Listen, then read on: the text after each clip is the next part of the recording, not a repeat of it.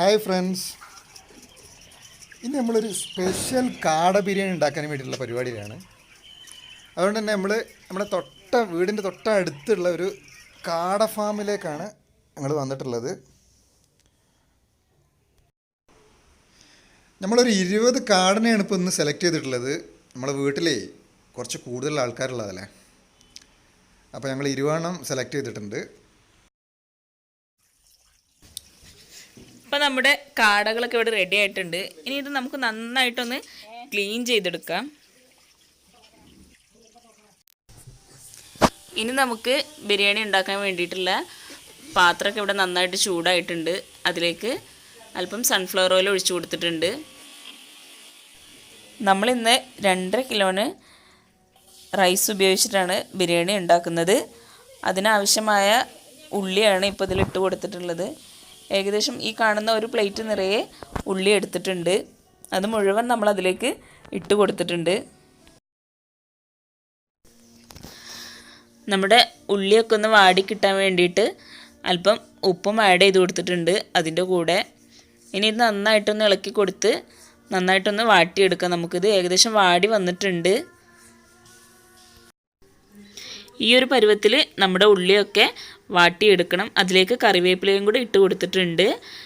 പിന്നെ ഇഞ്ചി വെളുത്തുള്ളി പേസ്റ്റ് ഇട്ട് കൊടുത്തിട്ടുണ്ട്. പച്ചമുളക് നന്നായിട്ട് അരച്ചെടുത്തതും ആഡ് ചെയ്ത് കൊടുത്തിട്ടുണ്ട്. ബിരിയാണി ഉണ്ടാക്കുന്ന ചെറിയ ബഹളങ്ങളൊക്കെ വീട്ടിൽ നടക്കുന്നുണ്ട്. ഇപ്പം നമ്മുടെ ഇഞ്ചി വെളുത്തുള്ളി പച്ചമുളകൊക്കെ നന്നായിട്ട് മിക്സ് ആയിട്ടുണ്ട്. അതിൻ്റെ പച്ചമുളകൊക്കെ ഒന്ന് പോയതിന് ശേഷം അതിലേക്ക് നമ്മൾ തക്കാളി ആഡ് ചെയ്ത് കൊടുക്കുക. നമ്മൾ നല്ല പഴുത്ത തക്കാളിയാണ് എടുത്തിട്ടുള്ളത്. നമ്മുടെ തക്കാളിയൊക്കെ നന്നായിട്ട് വാടിയിട്ടുണ്ട്. അതിലേക്ക് ഇനി കുരുമുളക് പൊടി ആഡ് ചെയ്ത് കൊടുക്കുക. അല്പം വിനാഗിരിയും കൂടെ ഒഴിച്ചു കൊടുക്കുക. നമ്മളിതിൽ തൈര് യൂസ് ചെയ്യണില്ല, അതിന് പകരം വിനാഗിരിയാണ് യൂസ് ചെയ്യുന്നത്. ഇനി നമുക്ക് ബിരിയാണിയിലെ മെയിൻ ഇൻഗ്രീഡിയൻസ് ആയിട്ടുള്ള ഗരം മസാല ആഡ് ചെയ്ത് കൊടുക്കാം. ഇത് ഞങ്ങളുടെ വീട്ടിൽ ഉമ്മേനെ ഉണ്ടാക്കുന്ന ഗരം മസാലയാണ്, നമ്മൾ പുറത്തുനിന്നൊന്നും വാങ്ങുന്നതല്ല. അതുകൊണ്ട് തന്നെ ഈ ഒരു ബിരിയാണിക്ക് ഒരു സ്പെഷ്യൽ ടേസ്റ്റാണ്. ഇനി ഇതിലേക്ക് മഞ്ഞൾപ്പൊടിയും കൂടെ ആഡ് ചെയ്ത് കൊടുക്കാം.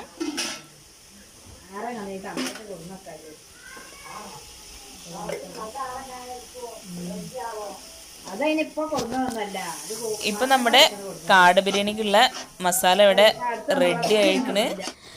ഇനി ഇതിലേക്ക് നമുക്ക് നേരത്തെ ക്ലീൻ ചെയ്ത് വെച്ചിട്ടുള്ള കാടയൊക്കെ ഒന്ന് ഇട്ട് കൊടുക്കാം.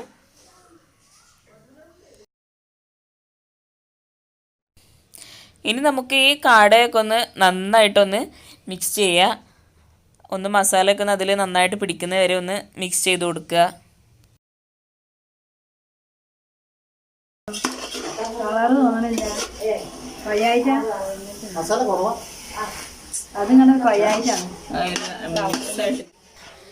ഇനി ഇതിലേക്ക് ആവശ്യമായിട്ടുള്ള ഉപ്പൊക്കെ ഒന്ന് ആഡ് ചെയ്ത് കൊടുക്കുക. ഉപ്പൊക്കെ ഒന്ന് ടേസ്റ്റ് ചെയ്ത് നോക്കുക, ഉപ്പുണ്ടോയെന്നൊക്കെ അറിയാൻ വേണ്ടിയിട്ട്.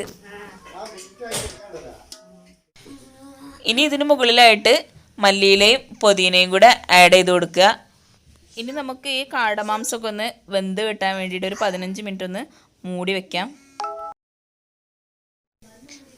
ഇനി നമ്മൾ ഇതിലേക്ക് ആവശ്യമായിട്ടുള്ള റൈസ് വേവിച്ചെടുക്കാൻ പോവുകയാണ്. റൈസ് ഒരു 10 മിനിറ്റ് വെള്ളത്തിൽ ഇട്ട് വെച്ച റൈസാണ്. നമ്മളിന്ന് അടുപ്പത്താണ് റൈസൊക്കെ വേവിച്ചെടുക്കുന്നത്. ഒരു കലമൊക്കെ വെച്ചിട്ടുണ്ട് അടുപ്പത്ത്. അതിലേക്ക് വെള്ളം തിളച്ചപ്പോൾ പട്ട, ഗ്രാമ്പു, ഏലക്കായ, തക്കോലൊക്കെ ഇട്ട് കൊടുത്തിട്ടുണ്ട്. എന്നിട്ട് വെള്ളം തിളച്ചതിന് ശേഷം റൈസ് ഇട്ട് കൊടുക്കുക. ഇടയ്ക്ക് നമ്മുടെ കാടയുടെ മസാലയൊക്കെ ഒന്ന് നന്നായിട്ടൊന്ന് ഇളക്കി കൊടുക്കുക.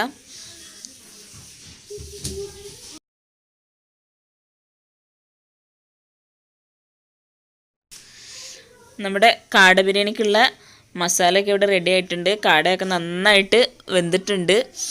ഇനി ഇത് നമുക്ക് നമ്മുടെ വീട്ടിൽ വല്യമ്മ ഉണ്ട്, വല്യമ്മയുടെ അടുത്തൊന്ന് ടേസ്റ്റ് നോക്കാൻ കൊടുക്കുകയാണ്.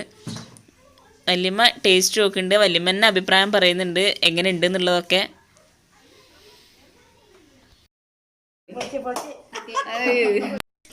പണ്ട് ഞങ്ങളുടെ വീട്ടിൽ എന്ത് ഫംഗ്ഷൻ ആണെങ്കിലുമൊക്കെ വല്യമ്മ തന്നെയാണ് ബിരിയാണി ഉണ്ടാക്കിയിരുന്ന ആള്. അപ്പോൾ വല്യമ്മ തന്നെയാണ് ഇന്ന് അഭിപ്രായം പറഞ്ഞിട്ടുള്ളത്. നമ്മുടെ റൈസൊക്കെ ഇവിടെ വെന്ത് വന്നിട്ടുണ്ട്. ഇനി ഇത് നമുക്ക് ഊറ്റിയെടുക്കാം. ഇനി നമ്മൾ ബിരിയാണി ദമ്മിടാൻ പോവുകയാണ്. നമ്മൾ സ്റ്റൗവിൽ നിന്ന് അടുപ്പിലോട്ട് മാറ്റാണ് കാട. അതിനിടയിൽ കുട്ടികൾക്കായിട്ട് ഒരു കാട അതിൽ നിന്ന് എടുത്തിട്ടുണ്ട്. എന്നിട്ട് കുട്ടികൾ കരഞ്ഞപ്പോൾ കൊടുക്കാൻ വേണ്ടിയിട്ട്. ഇനി നമ്മൾ കാടയുടെ മുകളിലേക്കായിട്ട് റൈസ് ഇട്ട് കൊടുക്കുകയാണ്.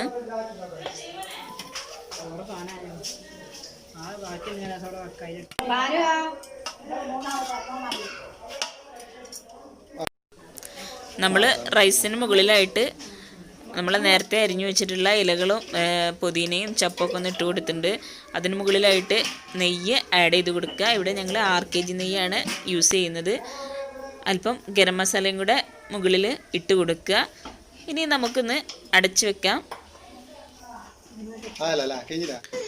ഇനി നമ്മൾ ഈ മൂടിയുടെ മുകളിലായിട്ട് ദമ്മിടാൻ വേണ്ടിയിട്ട് അടുപ്പിലുണ്ടായിരുന്ന കണലൊക്കെ ഒന്ന് ഇട്ട് കൊടുക്കുന്നുണ്ട്. പിന്നെ ഇന്നത്തെ നമ്മുടെ സ്പെഷ്യൽ ബിരിയാണി തയ്യാറാക്കുന്നത് നമ്മുടെ ഇക്കാൻ്റെ വൈഫാണ്. ബിരിയാണി ഉണ്ടാക്കുന്നതിൽ അവർ ഭയങ്കര സ്പെഷ്യലിസ്റ്റാണ്. ബിരിയാണിയൊക്കെ ദമ്മിട്ട് റെഡി ആയിട്ടുണ്ട്. നമ്മുടെ സൂപ്പർ ബിരിയാണി, കാട ബിരിയാണി ഇവിടെ റെഡി ആയിട്ടുണ്ട്. ഇനി അടുത്ത ഊഴ് നമ്മളതാണ് ഇത് കഴിച്ച് തീർക്കുക എന്നുള്ളത്. വീട്ടിൽ പെങ്ങളും ഇളയനൊക്കെ വന്നിട്ടുണ്ട്. ഇനി നമുക്ക് ഏതായാലും ബിരിയാണി കഴിച്ചു തുടങ്ങാം. ആഹാ, നല്ല മണം വരുന്നുണ്ട്, കണ്ടില്ല? വാ,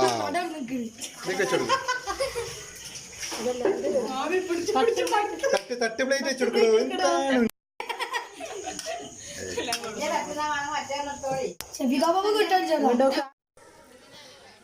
ഇപ്പം നമ്മുടെ ബിരിയാണി ദമ്മൊക്കെ പൊട്ടിച്ച് റെഡിയായി. ഇനി റൈസ് വേറെയും മസാല വേറെയൊക്കെ ആക്കി നമുക്ക് ഒരു തട്ടിലേക്ക് സെർവ് ചെയ്യാം.